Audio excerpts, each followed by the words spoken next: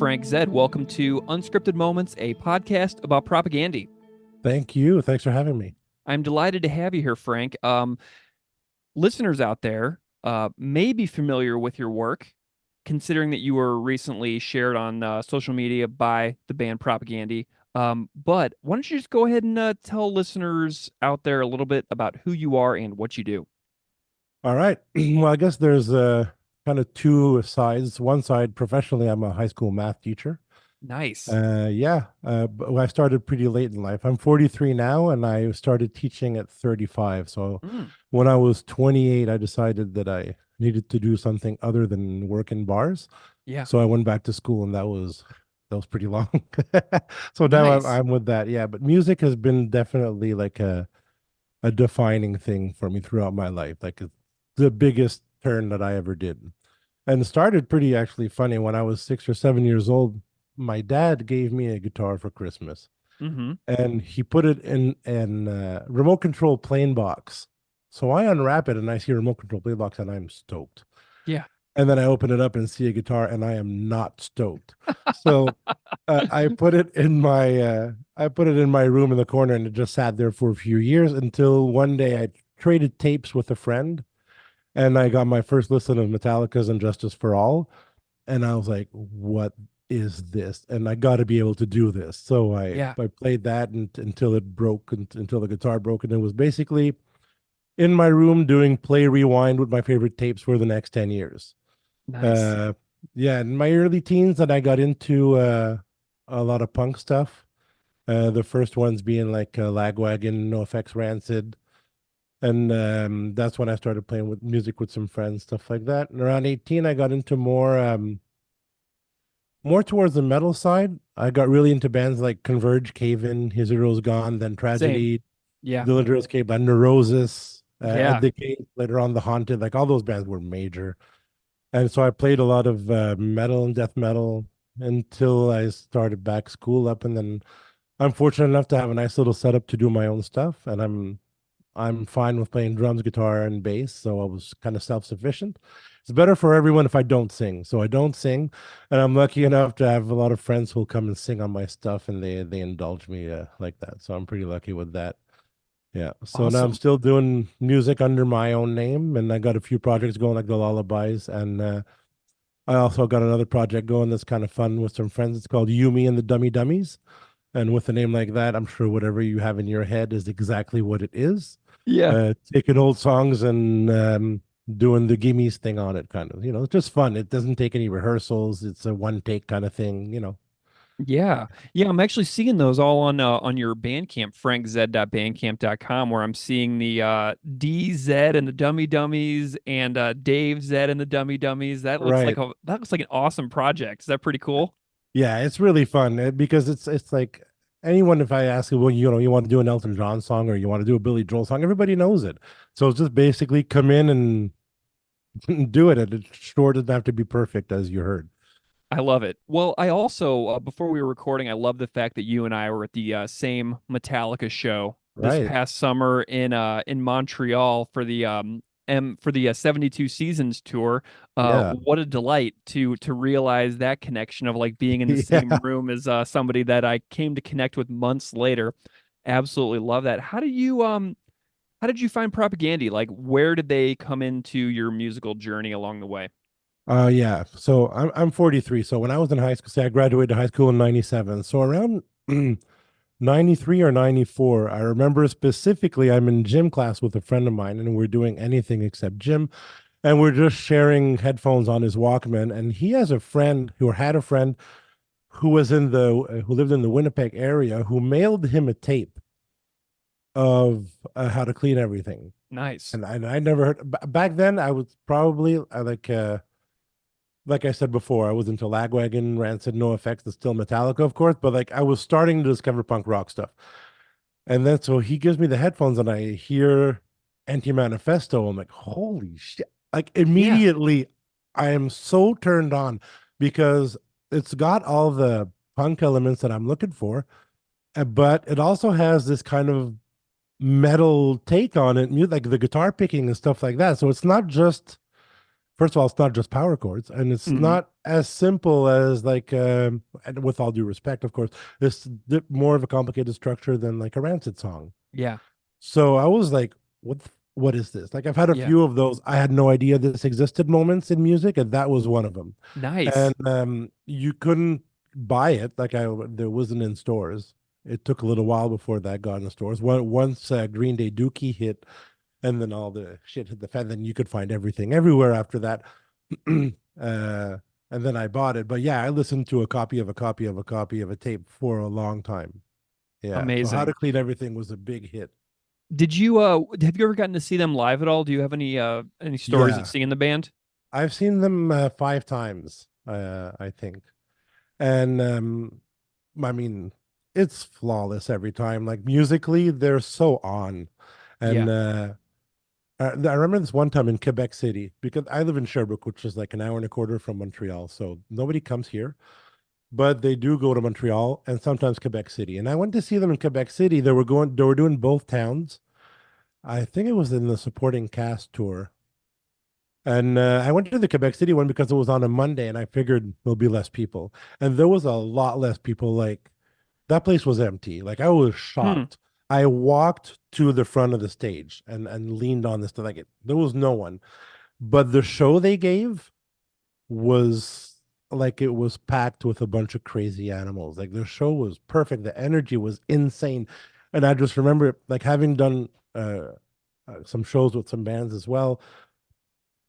When it's an empty house, it kind of sucks, you know. So it's kind of hard to give your, well, at least for me, it's hard to give 110 when it's empty. But they didn't have that issue. Like it was Hmm. perfect, you know. And I'm a bit of a geek, and when I go see a show, I'm always like, if I can't get to the stage, I'm not gonna go, basically. Hmm. And I really want to get a guitar pick and bring it home. It's like I'm 12 years old again, and I gotta get a guitar pick. Nice. So I got a couple of Propagandhi picks here, which is kind of neat too. Yeah. Sweet. What were some, did the first time you see them live, not until supporting cast? Or what are your other ones that you've seen? Oh, I'd seen them before. I couldn't tell you. That was not the first time. Um, the first time, the first time they played in my hometown, at a place called the Granada, which is a small venue. That never happens, a band playing our town almost. Hmm. And they played at that time, and that was for Today's Empire, Tomorrow's Ashes. So that was the first Nice. time I saw them live. I had almost seen them again in my hometown when they were touring for Let's Talk More Rock. And the day of the show, this was like there's internet, but no one's really using internet at that point. So word didn't get around. And Chris had gotten some kind of a head injury a few days before, and they canceled the show, but nobody knew about it till we got to the venue, basically. So yeah, they were supposed to play a high school, elementary school gym in my Hmm. hometown, but that didn't happen. Yeah. Oh my gosh.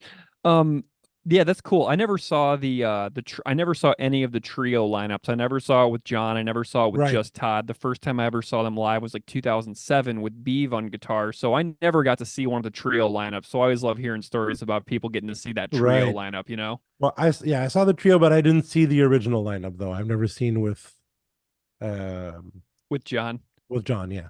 Nice. Okay, so Frank, recently I came to just discover your work just recently, and it's because Propagandhi put something called that Lullaby Guy Yeah. into their Instagram stories, and it was a cover of Nation States. And so I go to it, I listen to the whole thing, and I'm just like, this is so cool because one of my favorite things to do on this show is to include covers from people who make music that cover Propaganda in ways that are like, kind of modifying the original tune, having their own take on it. And this is an instrumental, very quiet, very slow, very delicate, very lovely and lush.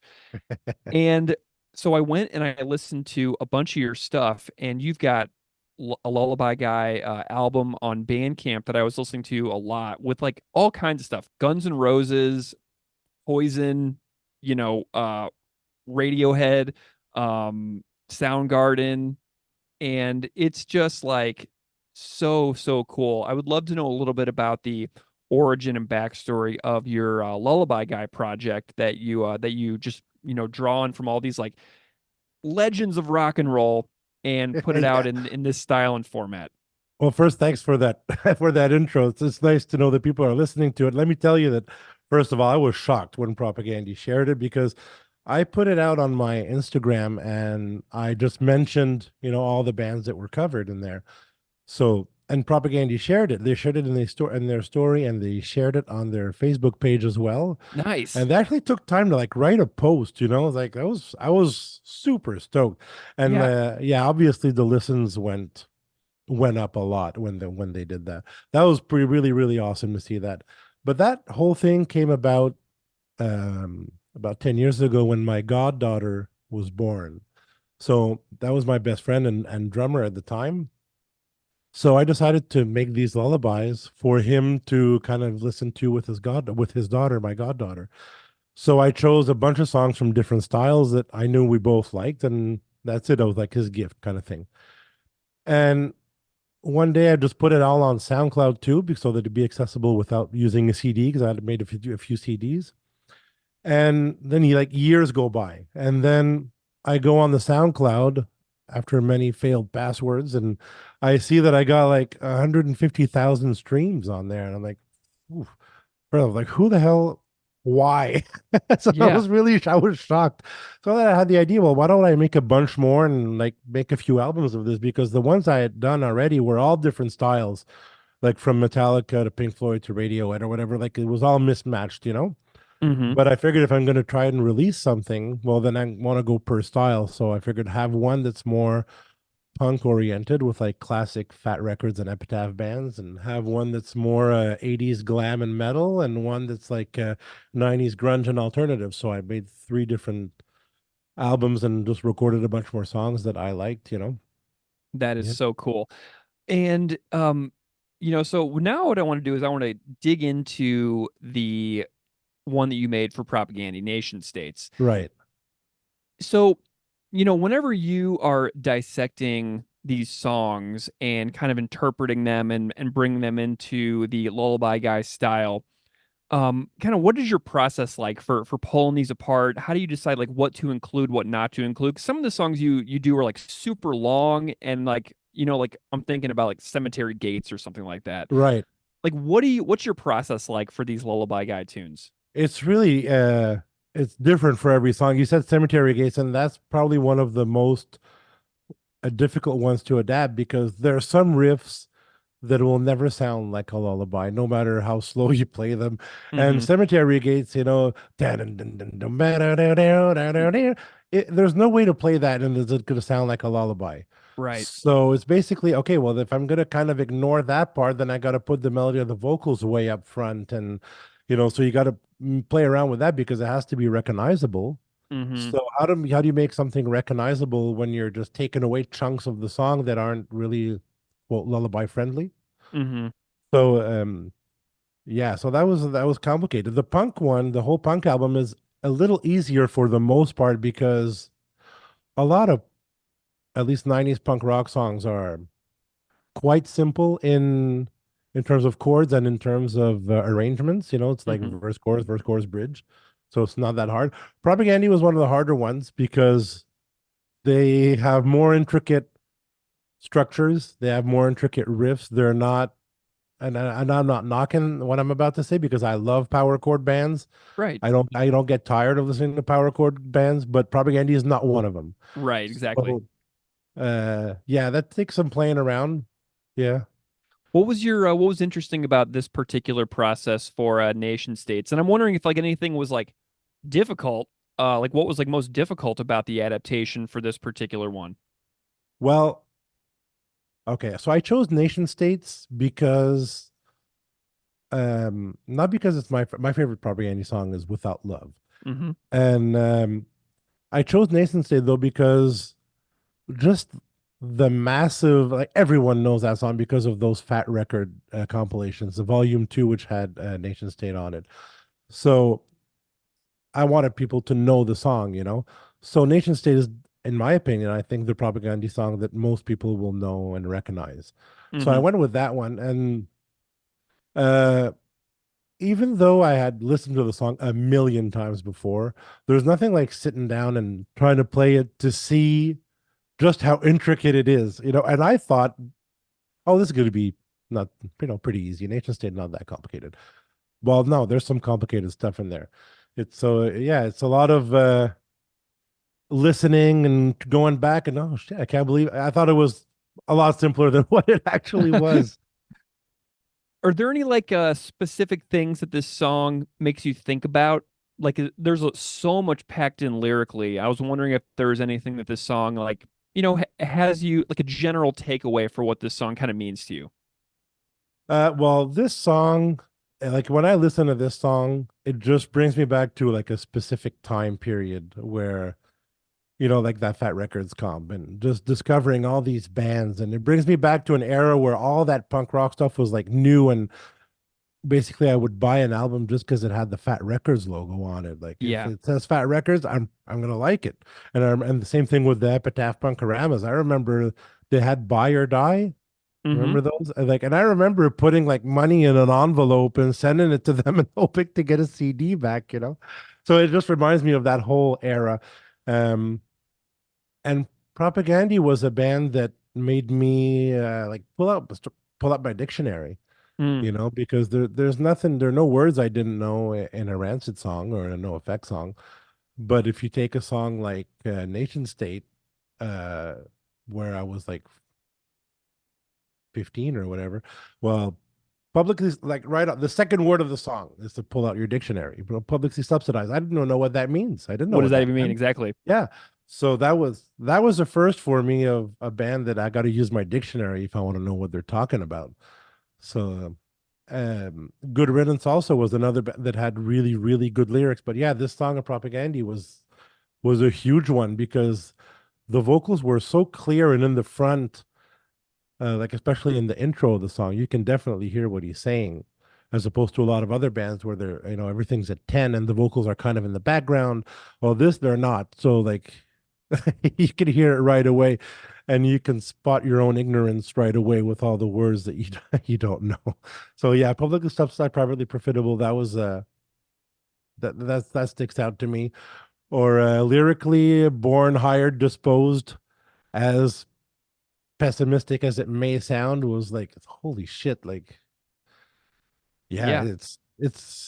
it has its own like ambience and just those three words. You can tell by the smile on the CEO's environmental restraints about to go, all these things, especially as a younger person, they kind of stick out to me and like Yeah. give you holy shit, yeah, what are we doing, what the hell is going on here everywhere in the world, like what's going on. Yeah, well, and I mean, you mentioned earlier that you were working in bars for years and years, like that born, hired, disposed thing. Like when you get, Yeah, too physically beat up to like carry kegs around or cases of like beer up and down stairs and things like that. I mean, there comes a point to where the body just like breaks down and then it's like, sorry, see you later. You know what I mean? Like that is a yeah. that's a the very, very common story and refrain for people across history. In bars I was a bouncer. So it wasn't carrying beer, but it was carrying out people. So, but Exactly. still, it's just like, what is this? What kind of a no? That can't be my existence. Yeah, yeah. Well, so you mentioned earlier that Without Love is your favorite song. I'd love to chat about that one too. Oh yeah. Tell Uh, me tell me why Without Love is your favorite song. um, Two things, not in order of importance, but the first one I'm going to mention is every time I listen to the song or think of the song or talk about the song, the first thing I see in my head is the Bill Stevenson YouTube clip of Yeah. him talking about the song and saying how Oh, Propaganda they're is the the best. best band, and he's singing that song and not singing very well, but he knows every word and he is feeling it and he's sincere, and that was just like so infectious. And to have a guy like Bill Stevenson say that kind of stuff is like, oh, that's pretty intense. But as I said, not in order of importance, but the most important thing, my mom died of cancer a few years back, and that song really hits me in that spot.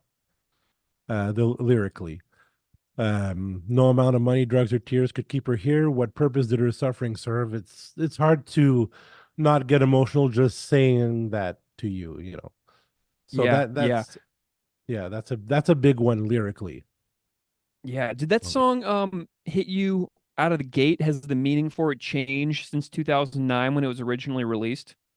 Yeah, it did because um, I'm not I'm much more into music than I am into lyrics. Mm-hmm. So I can listen to a song 1,000 times, not really know what they're talking about, and not really have a problem with that.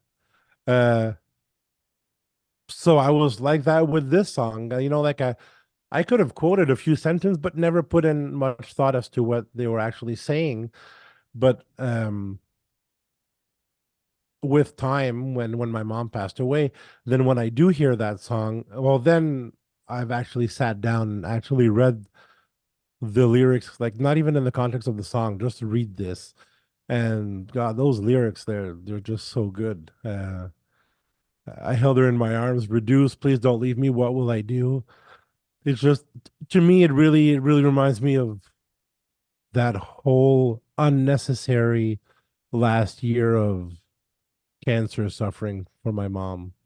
Yeah, that Yeah. really hits. Well, what an amazing song to have such a deeply emotional resonance with. You know what I mean? Oh, Um, absolutely. yeah, Absolutely. Musically, um, it always like every time I'm in the mood for that song, it's because I'm in that kind of a mood, and then I press play, and it always kind of takes me by surprise that intro, which doesn't really fit with the. I mean, it works because it comes back with it at the end and stuff, but like at first, when I'm in that mood and then it starts, I'm like, holy shit, that's true. They got that intro, it hits really hard, and then he just starts singing. It's like so good. It's just so good. yeah. I can't think of a song on the record that I like more than that, so that's probably my favorite song on supporting cast as well. But I mean, what an absolutely amazing record. Do you love that whole record too? Supporting cast is undoubtedly my favorite album. Yeah, me too. And Without Love is my favorite song. And even if Without Love would be on another album, I think Supporting Cast would still be my favorite album. So many like classic Fat and Epitaph era bands that as time went on, they became watered down or a parody of themselves. Not all of those era punk bands got better with time, but they sure did. Propagandhi did, and with every record, if I can go into it for a second, Yeah, totally. with almost every record, there's like a what the fuck moment. Like when I discovered how to clean everything, that was completely a mind fuck. And when they put out Less Talk More Rock, I'm really influenced by production of a record, by Nice. sound a Yeah. lot. Like I'm sure give me a great record with a shitty sound and I won't really like it. Give me a so-so record with a great sound and I'm gonna like it more. I'm just made that way. And so when Let's Talk More Out came out, the production at the time was really I loved it. Like Yeah. that bass sound and that thick guitar sound. It's a little bit of a power chordy record compared to Mm-hmm. the others, but still that initial it stuck out. When Today's Empire came out, that was crazy. That talk about a left turn there out of no. I didn't see that coming anyway. Yeah. Lyrically, Chris was miles ahead of where he was before, and musically, the sound was great. And that's when Todd came in there too, and different vibe. And supporting cast, my favorite, Coach's Corner, Night Letters, Funeral Procession, Last Will and Testament. Banger's Embrace, which I really like, but I gotta say has a kind of a less talk, more rock vibe to it. Yeah, yeah, it does. But it's really good, and I love everything they did. And Victory Lab too. Your Propagandhi is the kind of band when they put out a record, I can't just I'm gonna check it out in my car this week. No, I have to sit down and listen to the whole thing. Victory Lap was not what I was expecting. I don't know Yeah. why I had Same. expectations in the first place with a band like Propagandhi, but I had expectations and it wasn't what I was expecting. So I had to like tell myself to shut the fuck up and just listen to it a second. And I did that and then I kind of got it. And yeah, the next I I couldn't Comply agree more. Resist, Comply Resist is in the top 10 Propagandhi songs for, in my opinion, for sure. Well, let's talk about Comply Resist. Is that your favorite song off of Victory Lap? It is. It is. Nice. And it Tell was me, yeah, actually tell me what you think about it. well, when I got the album and I saw the track listing, the first I actually listened to Comply Resist first, just because the name of the song to me was the reference to Sepultura Refuse Resist. So I was kind of curious to see what it was. And the that song, the texture of the song at the beginning, just that little, just the guitar and the voice at first. I love the sound of the guitar. I love the performances on that song. Not that they're flawless, but you know, especially now where everything is quantized in your computer and everything is perfect. And if there's anything not perfect, well, we'll fix it in the computer. Everything is made perfect. And you can really, and I'm not knocking, this is not a diss, but you know, when they do that fast picking in the song, it's Yeah. not perfect. Yeah, it's not perfect. And I love so much that it's not perfect because if I hear it's not perfect, they hear it's not perfect. And they made the choice to leave that, you know, we're fucking humans. Humans played this. I Yeah. love that. I just love that. Yeah, there's Yeah. no like snapping to the grid and things like No. that. It feels like it's a well, I don't know how you feel about it, but like the production on Victory Lap felt very much like a band in a room. Do you know what I mean? Like whenever I listen to Yeah. supporting cast, it feels very like like produced, right? Which is Yeah, great. I absolutely. absolutely love that about it. But Victory Lap and supporting cast feel completely different as far as production goes. Yeah, I couldn't agree more. If anything, I'll say especially Victory Lap. It really, and I might be way off, but it really feels like a couple guys in a room. You know, it feels like just a tight band playing together naturally is what it Yeah. feels like. Yeah, it's way different. Um, what does what stands out to you musically about Comply Resist? Musically, Jesus, everything about that song. I love the intro, the super simple intro with the chords spaced out, kind of airy, and it goes up to the down, down, down, down, down, Yeah. down, like it's, and then all the chords that they do right after that part, all those chords. Talk about a song without power chords. Like holy shit, they're it's just so creative and so uh how could you ever expect that song? And I when you know. start the song, every time it changes, it's something that I would have never ever expected. Yeah. It- yeah, Well, and and as there's a somebody lot of like changes. and there's someone like you who like actually knows about music to surprise you, it's harder to surprise somebody like you than it is to surprise someone like me. Does that make sense? Well, I mean, I wouldn't say it's not like I'm this musical you know, I don't know that much about theory or anything like that. Actually, I know virtually nothing about theory, but it's just I love to listen and analyze and I love to listen to something and I've been in bands and I like to imagine what's go like whenever I listen to a song, I always imagine them in their practice space, one guy showing the riff to the other guys kind of thing. And I can just imagine them working on this song and then seeing one of the guys, oh, and then there's this part, and the other guys just going, holy shit, Jesus Christ. Mm, Yeah. nice. Yeah. This is such a fascinating tune to me as well. The comply resist. But something that I'm curious about now is like Propagandhi has the tendency to take long spaces between albums. And to me, I wouldn't want it any other way. Like, even if we only get one more album out of this band, I would take 8 LPs of what we have over 17 or 18 records that are not allowing that time to pass in between. Because to me, what they've been able to do is with such long periods of time, they come back as totally different people. And that space between is almost like a way that allows for transitions and growth to occur so that you actually get something brand new instead of exactly what you were expecting, which is what you get from so many other bands from that era. You know, I never thought about it in the way that you just said, but you're making a lot of sense. Uh, it's so difficult because it seems like no matter what a band does, people are gonna complain.